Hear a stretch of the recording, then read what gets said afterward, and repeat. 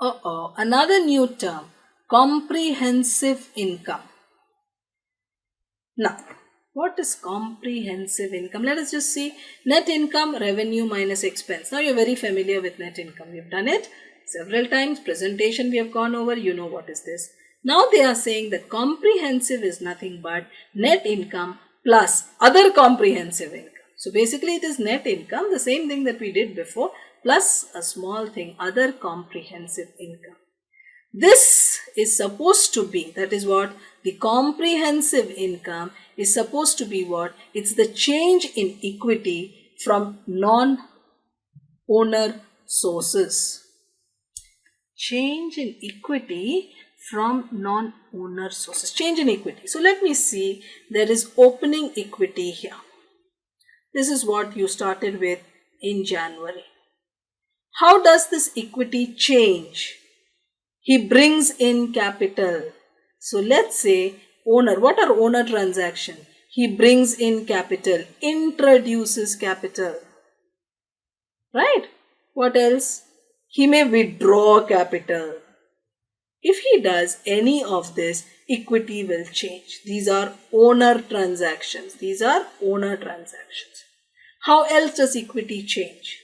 Because of the profit. I'm just writing profit because of the net income. If it is income, equity will go up. If it is loss, if it is income, equity will go up. If it is loss, equity will go down. And because of these changes, what will happen? The opening equity, this plus these changes will give you the closing equity. Now let us just see what is comprehensive income.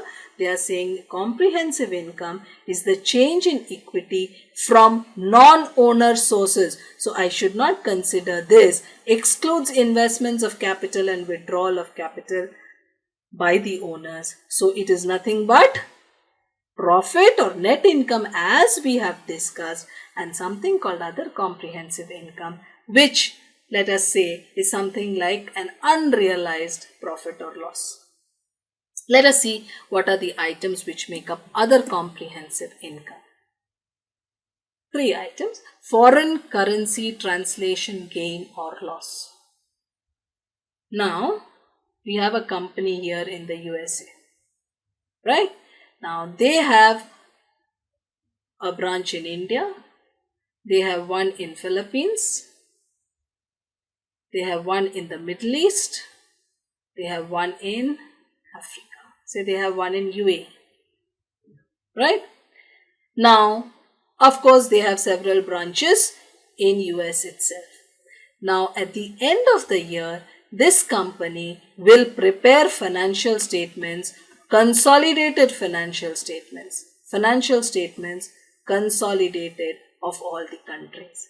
Now in India, the financial statements was made in the currency there, rupiah. Philippines, it was made in the currency. UAE, it was made in their currency. Africa, it was made in their currency.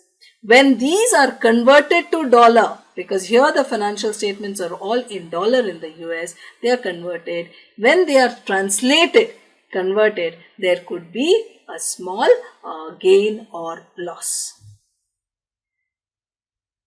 This is not realized. This is only due to this presentation, due to incorporation of these financial statements in different currencies. So that gain or loss is an item of other comprehensive income.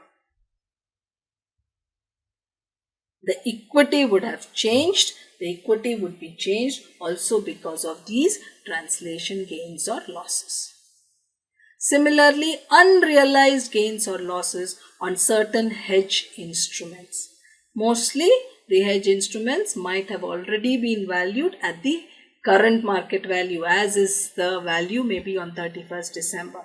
But certain hedge instruments, they are not shown at the current market value, since it is not, because they were hedge instruments, they were not expected to be realized or converted to cash immediately. Therefore, these unrealized gains or losses which have not been taken in the income statement, they are shown under other comprehensive income.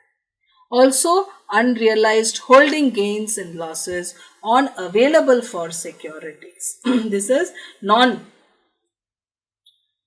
Non-trading securities. Trading securities were anyway shown at their market value, but on non-trading securities, available for sale securities. What this exactly means, we will discuss later when we discuss valuation of investments. But these are holding gains. It is not, they are not selling it, but they are valued it at a certain cost of, maybe when they bought it, it was 100, but today the market value is 110. But in the books it's shown at 100. This 10 rupees is an unrealized holding gain, and that is a part of other comprehensive income. Foreign currency translation, unrealized gains and loss on hedge instruments or on certain securities. That is other comprehensive income. How is it presented? It could be presented in one statement of comprehensive income. So we write statement of comprehensive income on top, we get the net income, then below that we write other comprehensive income, add up and say we get the total comprehensive income. It may be by using a separate profit and loss statement and a separate, or we make two statements, or we may just show it in the statement of changes in equity. In IFRS, a single statement or a separate profit and loss and a statement of comprehensive income. It is not shown in the changes of statement of changes in equity. Just to understand the presentation, statement of comprehensive income, we've done all this, sales, cost of goods sold. You got income taxes here, assuming there is no extraordinary item and no discontinued operations, you get a net income. Then you make below that other comprehensive income, say foreign currency translation differences, tax adjustments on other comprehensive income, and we get, what we get would be this after we should get a net figure here. The total of net income and this together will give us other comprehensive income. The total summation of all this will give us total comprehensive income. Otherwise, this is one way, or you make two statements. One is you make a statement of profit or loss. That is still here. This statement is statement of profit or loss, and then you make another statement of comprehensive income where you bring this bit here. Here you will write net income so much, other comprehensive income so much, therefore total comprehensive income so much. There will be statement, two statements, one statement and two statements.